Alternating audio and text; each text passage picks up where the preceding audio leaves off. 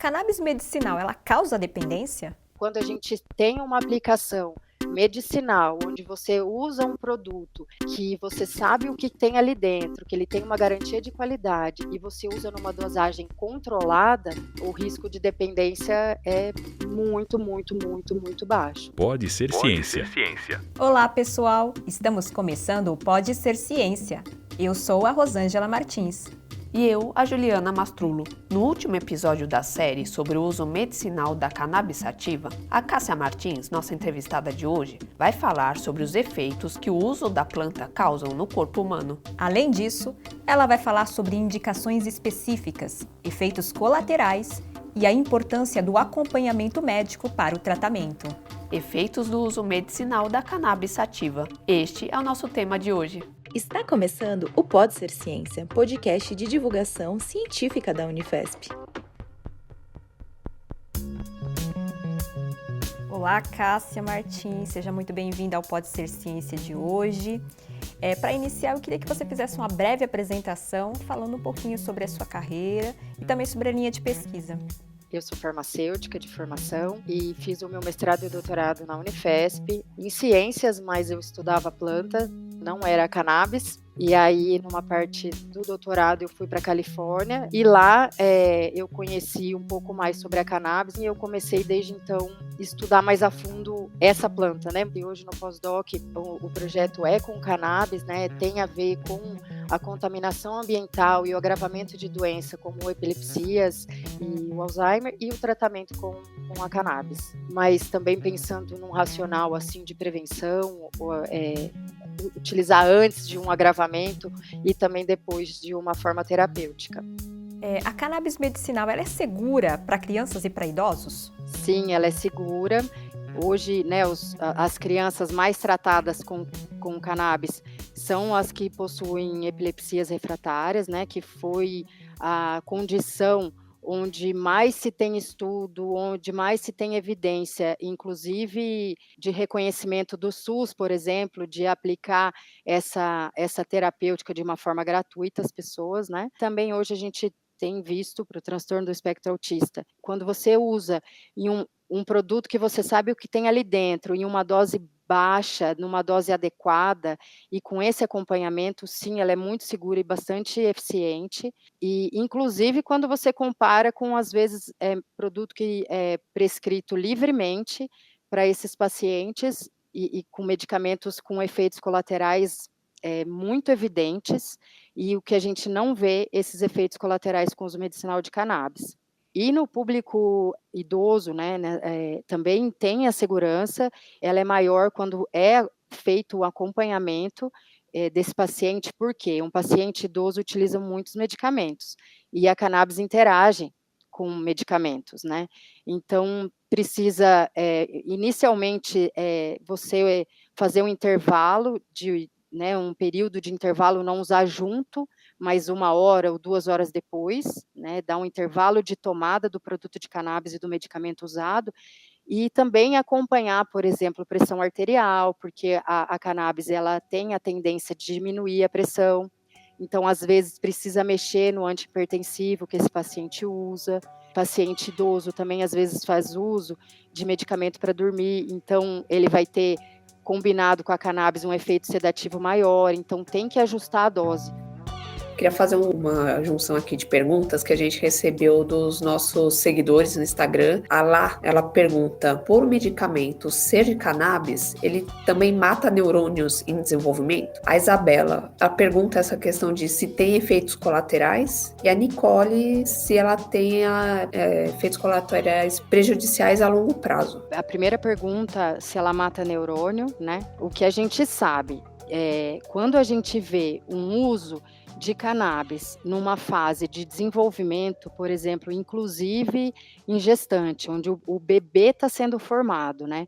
A gente não tem estudo que demonstra a segurança, por isso que para uma gestante não recomenda. No desenvolvimento normal, infantil, sem patologia, parece que não faz sentido utilizar cannabis, porque o nosso sistema endocannabinoide, ele está funcionando de uma maneira orgânica e funcional, né, correta. Durante esse desenvolvimento, poderia ter algum prejuízo, né? Apesar de ser utilizado hoje num público infantil, é utilizado num público infantil onde você tem algumas alterações no desenvolvimento já evidenciadas, né? Por exemplo, no autismo. A outra pergunta que você falou dos efeitos colaterais, né?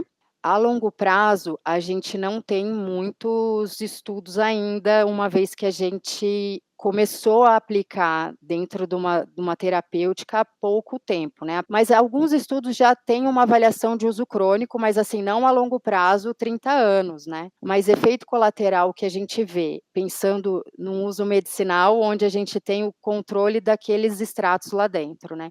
E numa dose segura, numa dose terapêutica. A gente tem boca seca, diarreia, fezes amolecidas, sonolência diurna, a gente tem euforia, náusea, né? Isso tudo tem a ver com esses canabinoides, mas isso tende a ser controlável, tolerável, né? Sendo que a gente vai manejando, fazendo ajuste de dose. A longo prazo, alguns estudos já demonstram, sim, que o uso medicinal controlado do produto que a gente sabe o que tem lá dentro não tem prejuízo na memória, pelo contrário, tem ganho. Ainda esses estudos de neuroplasticidade, neurogênese ainda estão em desenvolvimento, né? E mais estudos em animais. Nessa questão cognitiva, né? Ele também pode afetar a questão motora, a questão de humor, assim, ter esses efeitos ou não? Sim, afeta, pode afetar. Inclusive, no humor, ele é usado de uma forma positiva, para melhorar o humor. Né? Então, em condições de ansiedade com oscilações de humor, ou um cansaço porque não dorme bem, essa aplicação, esse efeito é buscado, né? Então, quando a gente sabe que o nosso sistema endocannabinoide, ele é um regulador do nosso corpo, ele desempenha um papel fundamental em dormir, em acordar, em ter apetite, em ter prazer, em ter dor, em não sentir dor, em lembrar, em descansar, e uma vez que a gente atua nesse sistema, a gente vai ter a tendência que modula e regulariza tudo isso do nosso corpo. E em relação à cognição, se a dose está muito excessiva, vai ficar mais sonolento, vai ter o cognitivo um pouco mais lento, vai ter uma letargia. Isso a gente vê quando o produto ele tem mais canabinoide do que não precisa, por exemplo, mais THC, ou ele está usando um produto que ele é equilibrado de canabinoides, mas numa dose excessiva, para aquele paciente. Tem outras possibilidades do uso medicinal ou terapêutico da cannabis para outros quadros de saúde mental? Sim, tem. Para a saúde mental tem muitos quadros que utiliza, né? Ansiedade, distúrbios do sono são as indicações que a gente mais vê aqui no Brasil. E também tem condições hoje, estudos, né? Mais em animais, mas já tem algum estudo de acompanhamento com humanos, que é no transtorno de estresse pós-traumático, né? Agora, se é um processo de depressão associado com ansiedade e insônia, isso a gente tem ganho. Agora, só uma depressão ainda não é muito efetivo, mas no transtorno de estresse pós-traumático, transtornos do espectro autista, fibromialgia, esclerose múltipla, Parkinson, Alzheimer, TDAH, as epilepsias, né, refratárias principalmente. Parkinson tem bastante estudo hoje e demonstra, assim, um efeito bastante efetivo, assim. Está absolutamente bem demonstrado, não há razão a não ser ideológica para recusar-se à verdade de que a maconha tem efeitos terapêuticos plenamente provados. Este é o Dr. Elisaldo Carlini, professor emérito da Universidade Federal de São Paulo, reconhecido no mundo todo. É considerado o maior pesquisador brasileiro de cannabis medicinal, e suas descobertas permitiram a criação de remédios para epilepsia e esclerose múltipla, atualmente utilizados em diversos países. As pesquisas e ações da Universidade Federal de São Paulo. Pode Ser Ciência, o podcast da Unifesp. Bom, a gente recebeu várias perguntas dos nossos seguidores, né? E aqui a gente separou duas delas. A da Pradella, que ela pergunta se existe contraindicação, e aí da Isabela. Ela quer saber qual que é o pior efeito ligado, então, à cannabis e que ela pode fazer no corpo humano, ou, na verdade, se existe mesmo esse efeito. A primeira contraindicação que a gente faz é para gestante, porque a gente não sabe nesse público o que isso tem de fato de segurança, né? Apesar de nos Estados Unidos alguns recomendam para náusea durante a gestação. Mas, assim, pensando em ciência, em saúde, quando a gente não tem evidência de segurança, a gente evita o uso, né?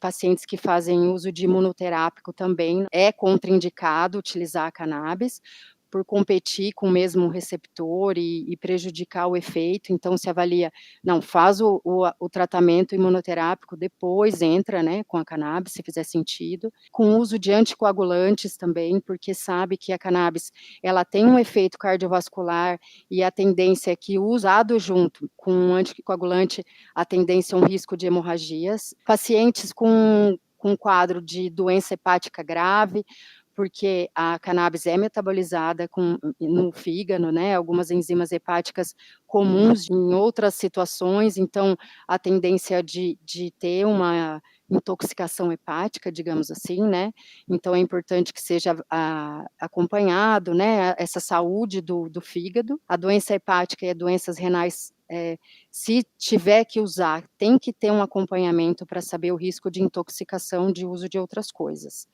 E a outra pergunta há um efeito que é muito ruim, né, um efeito colateral muito ruim. Quando você usa numa dose segura, com acompanhamento, esse efeito não tem um efeito muito ruim, a não ser, por exemplo, um efeito do THC, quando dá essa euforia, né, isso é muito ruim para algumas pessoas, né. A psicoatividade, né, um efeito que o THC promove, mas quando você usa numa dose controlada, isso também tende a ser controlado. Fiquei pensando aqui que você falou, por exemplo, do público que não é adequado ao uso da cannabis medicinal, como gestantes. Uhum.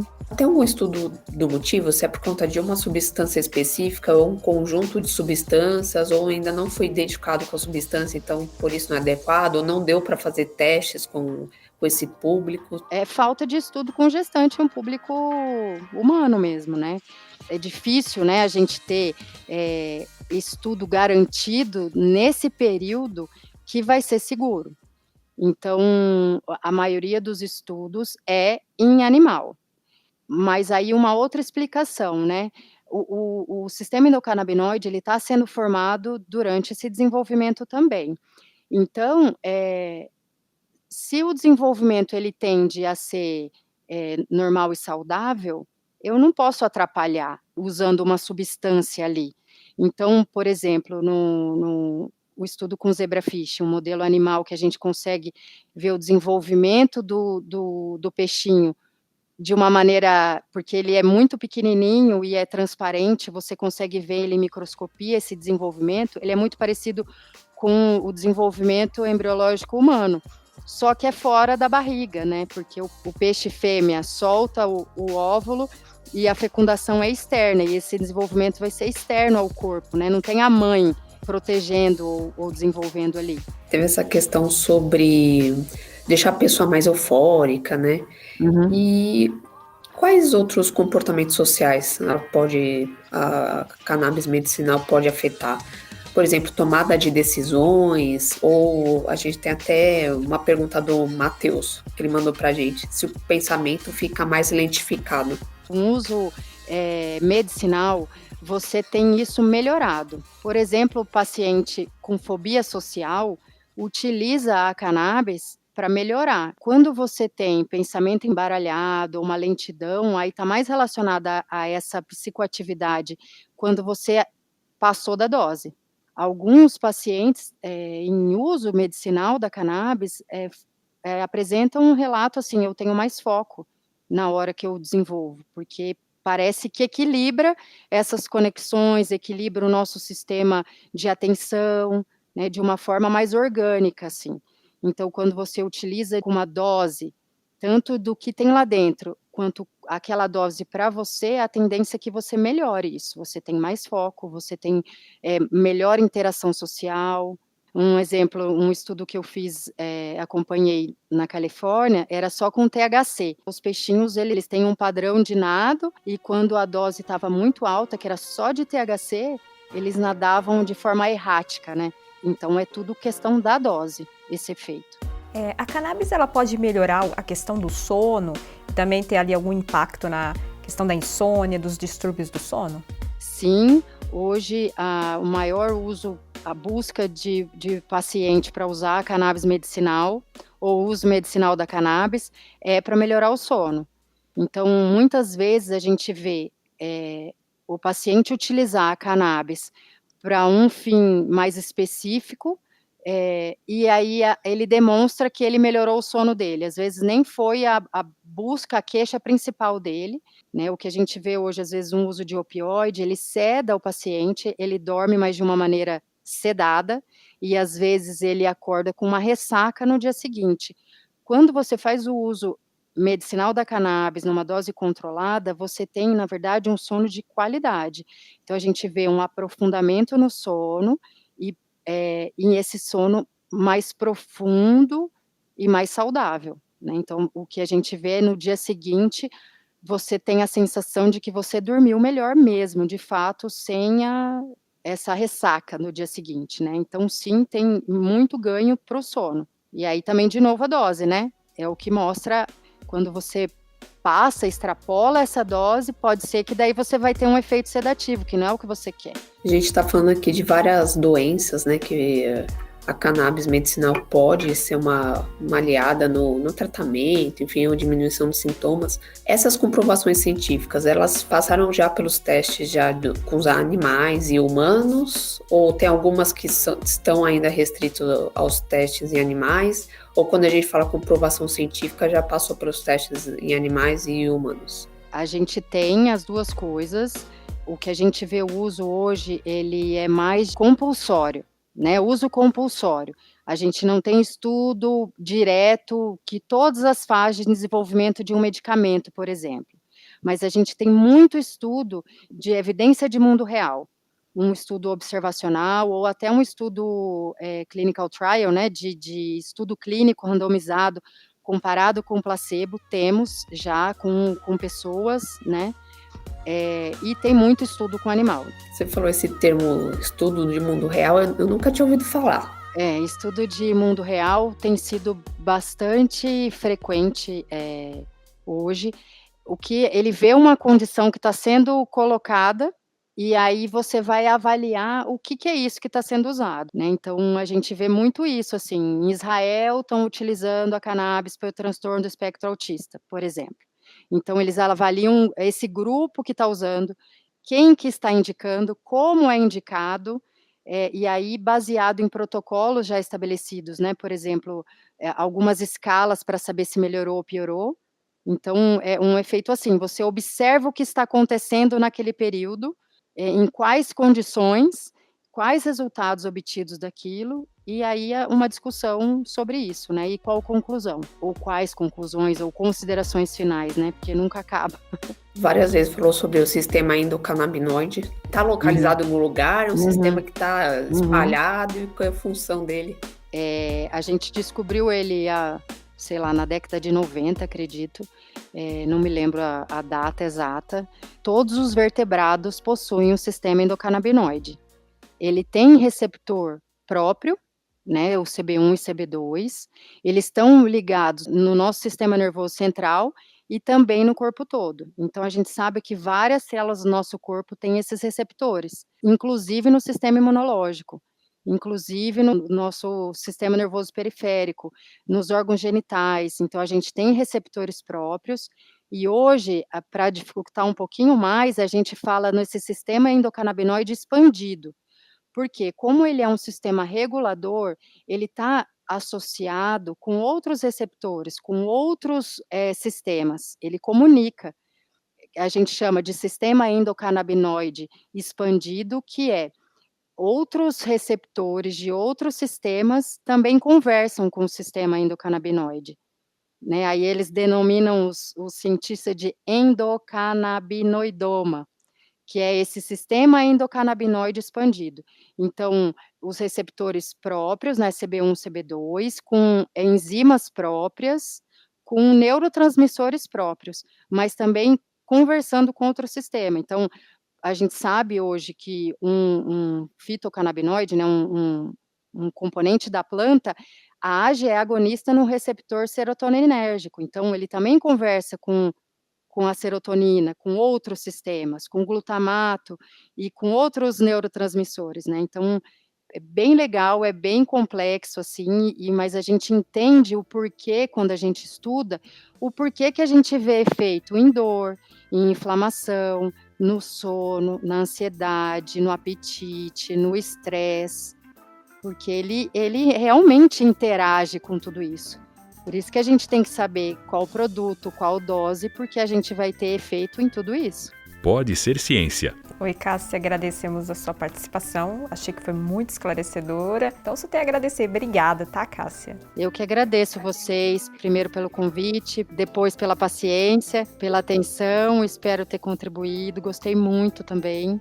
O podcast de divulgação científica da Unifesp. Efeitos do uso medicinal da cannabis sativa. Este foi o tema de hoje do Pode Ser Ciência. E aqui vai o spoiler do nosso próximo episódio. Criptomoedas. Será que elas vão substituir o dinheiro? E mais, o que são as criptomoedas? Por que foram criadas? E será que elas são seguras? Não vai perder, né? Até mais! Gostou do episódio? Você pode escutar novamente e compartilhar com as pessoas. Busque Pode Ser Ciência nas plataformas de áudio e no YouTube. youtube.com/unifespoficial. O Pode Ser Ciência é uma realização do Departamento de Comunicação Institucional da Universidade Federal de São Paulo. Eu sou a Rosângela Martins. E eu, a Juliana Mastrulo. Também participaram desta produção Alex Heipert, Jean Silva, Letícia Gualberto, Loiane Villeforte e Reinaldo Jimenez. Esse foi o Pode Ser Ciência, o podcast de divulgação científica da Universidade Federal de São Paulo.